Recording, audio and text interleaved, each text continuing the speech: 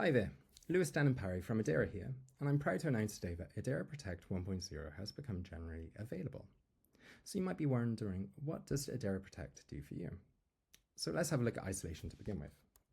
Now here I have a cluster that is running Edera Protect, and I have a pod, and there's two things within this pod that are concerning me right now.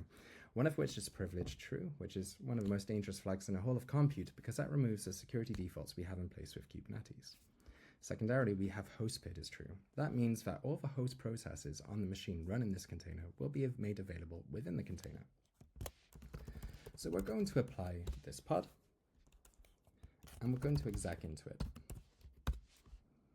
Now, when I run the command psfo, that shows me all the processes that I have available to me. Now, because we're running this pod within an Edera Protect zone, I can only see the processes running within that pod.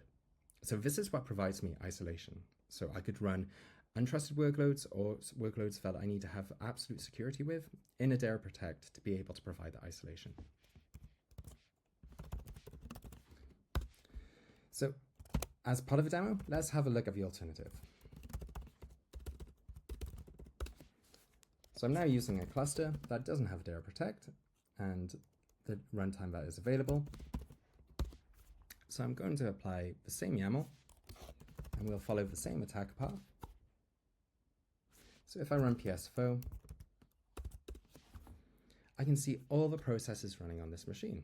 Incidentally, I can see processes here that are part of Kubernetes and part of containerd that are running the container. So this shows the attack that's been prevented by utilizing Edera Protect to provide that isolation. Now moving on to the next demo, let's have a look at memory. So we're going to return back to our Edera cluster, and this time we're going to apply our memramp demo.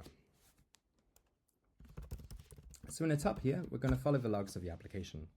Now this application is just increasing the amount of memory being used. Now at the bottom down here, we're SSH'd onto the node, and we can see the Edera Protect daemon managing our memory for us. So in the middle here, we can see Edera zone top, which is showing the amount of total memory available. And as we see that more memory is required, we see that the Edera Protect daemon is providing additional memory to this zone. Incidentally, this container is still running at the top, and this isn't being impacted whatsoever. But we can see that we need 3 gigs of memory. So I've ran this command SSH onto the node to increase the amount of memory available to 4 gig for this zone.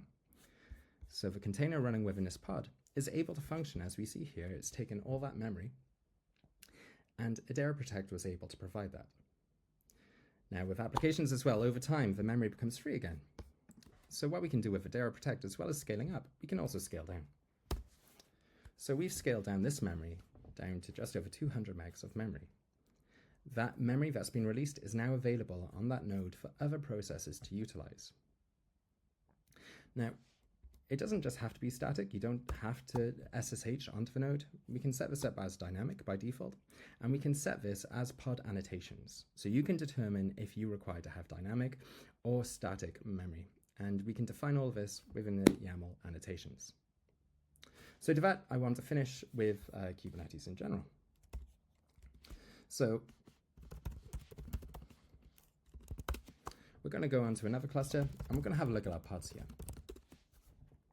So I'm running the microservice demo, but I'm running each pod, one as containerd and one as Edera. The purpose of this demonstration is that I want to show you that Edera Protect runs well with what you have today.